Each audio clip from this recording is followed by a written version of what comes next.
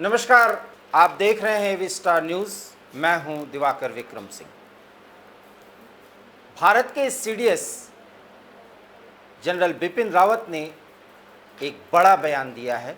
और वो ये कि भारत तालिबान के द्वारा दी जाने वाली कोई भी चुनौती या तालिबान से कोई भी खतरा उत्पन्न होने की स्थिति में चुनौती का सामना करने के लिए तैयार है। जनरल रावत का ये बयान इसलिए भी महत्वपूर्ण है क्योंकि एक ऐसे दौर में जब इस पूरे रीजन में भारत परेशान है, बावजूद इसके वो चाहता है कि अफगानिस्तान में वो शासन स्थापित हो जो अफगानियों के लिए मान्य हो और जो भारत के हितों के लिए ज़रूरी हो। और इसी कारण से जो एवी स्टार न्यूज़ के माध्यम से भी जो हम एक संपादकीय दृष्टिकोण रखने की कोशिश कर रहे हैं वो ये है कि तालिबान चाहे अपना जितना स्वरूप बदलता हुआ दिखे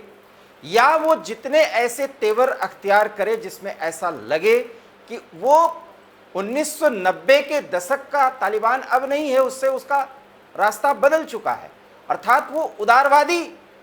चेहरे के साथ अफगानियों के सामने, वैश्विक बिरादरी के सामने आना चाहता है। लेकिन भारत ऐसा मानने की भूल न करे और वही बात आज जनरल बिपिन रावत ने भी कही जब उन्होंने साफ तौर पर कहा कि तालिबान का वही चेहरा है लेकिन उसके साथी बदल गए हैं। एक बड़ी बात है, एक बार फिर मैं दोहराता हूं उनके वाक्य को, तालिबान का वही चेहरा है जो 1990 के दशक का था लेकिन उसके साथी बदल गए हैं। इसके बावजूद भारत समझ रहा है कि उसके सामने चुनौती क्या है, इसका आकलन पहले ही किया जा चुका था और उस चुनौती से निपटने के लिए सैनिक स्तर पर सैन्य रणनीति के दायरे में जो भी तैयारी होनी चाहिए वो भारत ने कर ली है। सीडीएस बिपिन रावत का ये बयान इसलिए भी मायने रखता है, इसलिए भी मौजू है कि भारत के जो भी विशेषज्ञ और विश्लेषक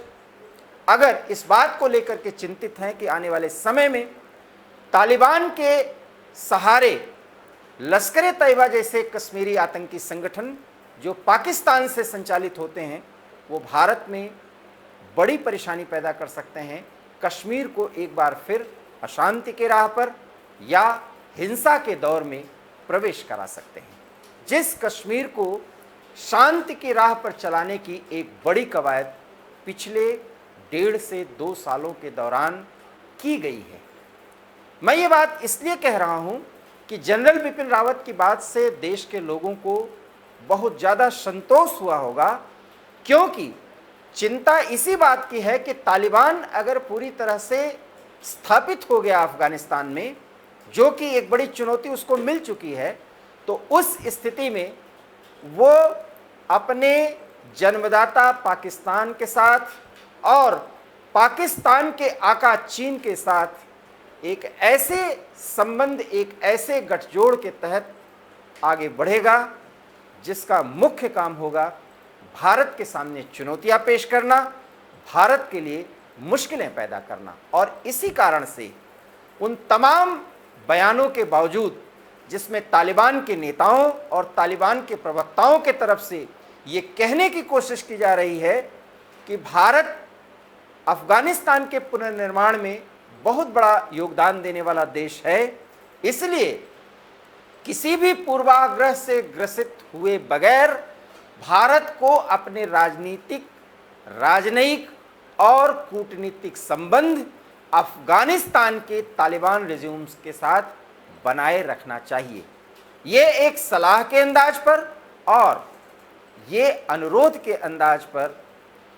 दोहा से तालिबान के प्रवक्ता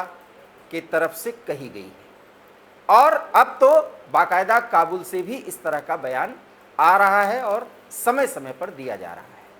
इसके मायने साफ हैं कि तालिबान जानता है कि भारत तालिबान को कतई पसंद नहीं करता, सरकार चाहे जो भी हो, क्योंकि तालिबान का जो रुख और रवैया है वो येन केन प्रकारेण किसी भी तरीके से धन अर्जित करना और उसका तरीका पूरी तरह से गैरकानूनी होता है, और साथ ही साथ उन आतंकी तत्वों को प्रशिक्षित करना और उसके लिए उसकी एवज में उनसे धन वसूलना, ये भी काम तालिबान करता है अपने आप को आर्थिक रूप से मजबूत बनाने के लिए। चूंकि तहरीके तालिबान पाकिस्तान इकाई के जो सदस्य हैं वो भारतीय आतंकी संगठनों के साथ एक गठजोड़ की स्थिति में रहे हैं, ऐसे में भारत का जो आकलन है वो ये है कि आने वाले समय में अफगानिस्तान की वो जमीन जो पिछले 20 सालों से भारत के समर्थन में प्रयोग में लाई जाती रही, वहाँ के सरकारों के द्वारा, वहाँ के प्रशासकों के द्वारा, वहाँ के वॉर लॉर्ड्स के द्वारा, अब वो पूरी तरह बदल जाएगी और अफगान भूमि का इस्तेमाल भारत के खिलाफ षड्यंत्रों को अंजाम देने के लिए किया जाएगा। और ये रिपोर्ट भी आई थी कि लश्कर-ए-तैयबा जैसे कट्टरपंथी आतंकी संगठन के कई कार्यकर्ता जब तालिबान काबुल पर पूरी तरह से कब्जा करते हुए दिखाई दिए तो वो अफगानिस्तान में प्रवेश कर गए, इस इरादे के साथ कि उनको प्रशिक्षित किया जाएगा और वो तालिबान के सहयोग से कश्मीर में बड़ी समस्या या हिंसा का एक नया दौर शुरू कर सकें, पैदा कर सकें। तो इन सारे संभावनाओं को देखते हुए, इन्हीं आशंकाओं को देखते हुए और तालिबान के कथनी और करनी में अंतर को देखते हुए, उनके कट्टरता को देखते हुए और इस्लामिक सिद्धांतों के अतिरेक रास्ते पर बढ़ने की उनकी आदत को देखते हुए भारत ये समझ चुका है, ये जान चुका है कि तालिबान चाहे अपना जो भी स्वरूप, जो भी रूप दिखाने की कोशिश करे, लेकिन वो भारत के सामने चुनौतियां पेश करेगा। हो सकता है कि पाकिस्तान उसका बड़ा फायदा उठा ले, और इसीलिए जब ये तमाम आशंकाओं के तहत सवाल उठ रहे हों देश में, ऐसे समय तीनों सेनाओं के प्रमुखों के भी प्रमुख जनरल बिपिन रावत जो सीडीएस हैं, चीफ ऑफ डिफेंस स्टाफ के कर्ता धर्ता हैं, और भारतीय थल सेना के पूर्व अध्यक्ष जो आक्रामक और सुरक्षात्मक अंदाज में अजीब एक बेहतर समन्वय करने वाले जनरल रहे हैं, उनके बयान के मायने हैं। और वो बयान ये कि भारत ने ये आकलन कर लिया था कि तालिबान का शासन स्थापित होगा। बहुत महत्वपूर्ण बात जनरल बिपिन रावत ने की थी कि हमारा आकलन था कि तालिबान के नेतृत्व में जो लड़ाके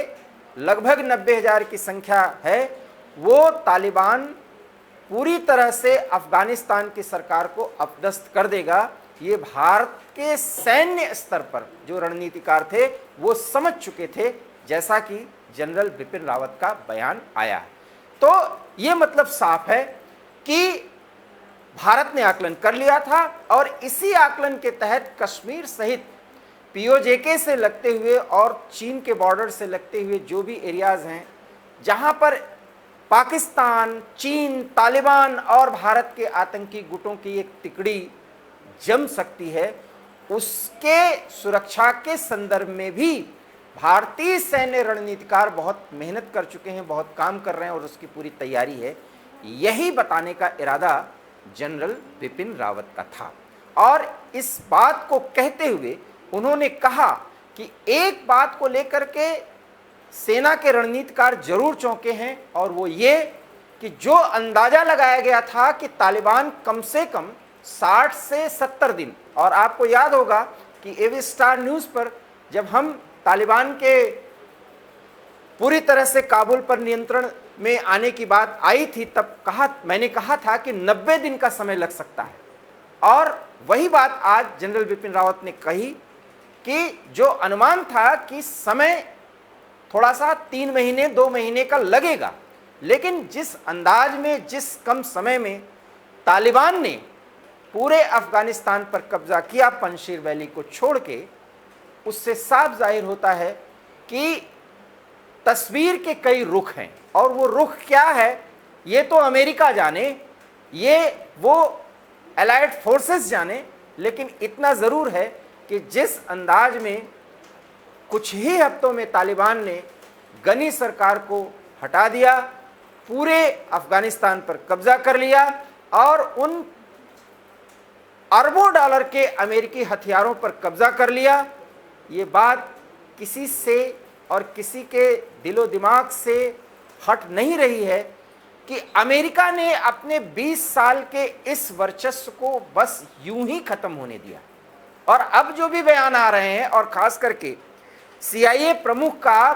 तालिबान के प्रवक्ताओं, तालिबान के नेताओं, उनके रणनीतिकारों से मिलने की खबर आने के बाद तो ये साफ जाहिर होता है कि कहीं ना कहीं तालिबान और अमेरिका के बीच में एक ऐसी खिचड़ी पकी जिसके कारण से तालिबान ने अपना वो सपना पूरा कर लिया जो वो सपना पूरा कर सकते थे। बहुत ज़्यादा खून खराबे के बाद वो बहुत ही थोड़े से, बहुत ही कम रेजिस्टेंस में उन्होंने वो लक्ष्य प्राप्त कर लिया। लेकिन लक्ष्य प्राप्त करने के बाद जिस तरीके से अमेरिका की किरकिरी हुई है और अमेरिका बैकफुट पर आया है, उसके इज्जत पर एक आंच आई है। उससे अब जो बाइडेन प्रशासन के कई पदाधिकारियों और स्वयं राष्ट्रपति जो बाइडेन को कई ऐसे बयान देने पड़ रहे हैं जो विरोधाभासों के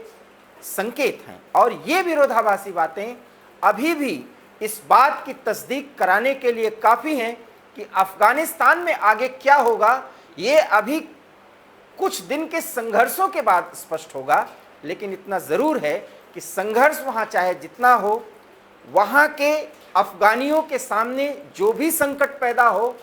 और जिस मानवीय त्रासदी से अफगान आवाम गुजर रही हो, लेकिन भारत इसके लिए तैयार है कि वो अफगानिस्तान के ज़रिए भारत के हितों पर होने वाले किसी चोट का बहुत ही करारा जवाब देगा। और ये तैयारी पूरी तरह से सैन्य स्तर पर है। तो यकीन मानिए, बिपिन रावत के इस बयान के बाद पाकिस्तान के सैन्य रणनीतिकारों और उनके खुफिया संस्था ISI के कर्ता धर्ताओं के माथे पर लकीरें जरूर आएंगी, क्योंकि इन्हीं लूप होल्स का फ़ायदा उठा करके तालिबान के 1990 के दशक के रिज्यूम के दौरान पाकिस्तान ने अपने हितों को साधने के लिए तालिबान के मार्फत आतंकवाद और आतंक को मजबूत करने वाले तत्वों को इस तरीके से आगे बढ़ाया, जिसके कारण भारत को कई बार मुश्किलों का सामना करना पड़ा था। उस दौर की घटना से सबक लेते हुए भारत ने तैयारी पूरी कर ली है, ये बात संतोषप्रद हो सकती है। और हमें भरोसा है अपनी सेना पर और सैन्य रणनीतिकारों पर कि जनरल बिपिन रावत जैसे अनुभवी विशेषज्ञ और सैन्य कमांडर जो तीनों सेनाओं को कोऑर्डिनेट करते हैं, उनकी तरफ से ये बयान आया है कि भारत किसी भी तरह के खतरे की आशंका को पूरी तरह से ख़त्म कर सकता है, क्योंकि उसने पहले ही ये आकलन कर लिया था कि तालिबान रूपी दानव एक बार फिर इस खित्ते में प्रभावी होगा। और अगर इस क्षेत्र में उसका प्रभाव बढ़ा तो निश्चित रूप से भारत के सामने चुनौती ज़्यादा होगी। और उस चुनौती से निपटना इसलिए भी ज़रूरी है क्योंकि उसकी आड़ में कहीं ना कहीं भारत के दो दुश्मन, और आप कह सकते हैं दुर्योग, संयोग तो नहीं कहा जा सकता कि वो हमारे पड़ोसी भी हैं और पड़ोस नहीं बदल सकता। और इस तरीके से दो फ्रंट पर इतने दुश्मनों के साथ अगर कोई आतंकी तत्व या आतंकी संगठन भारत विरोधी गतिविधियां चलाए, वो भी सरकार की आड़ में, तो ये मुश्किल वाली बात तो है ही।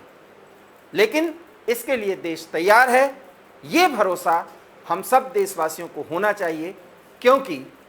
जनरल बिपिन रावत जो हमारे CDS हैं, चीफ ऑफ डिफेंस स्टाफ, उसके कर्ता धर्ता हैं, उन्होंने भरोसा दिलाया है कि हम किसी भी चुनौती का सामना करने के लिए तैयार हैं। AV स्टार न्यूज़ पर जनरल बिपिन रावत के बयान का ये रहा विश्लेषण और ये रही खबर। देश और दुनिया के तमाम अन्य खबरों के लिए आप एबी स्टार पर बने रहिए और हमें दीजिए इजाज़त। बहुत बहुत धन्यवाद। नमस्कार।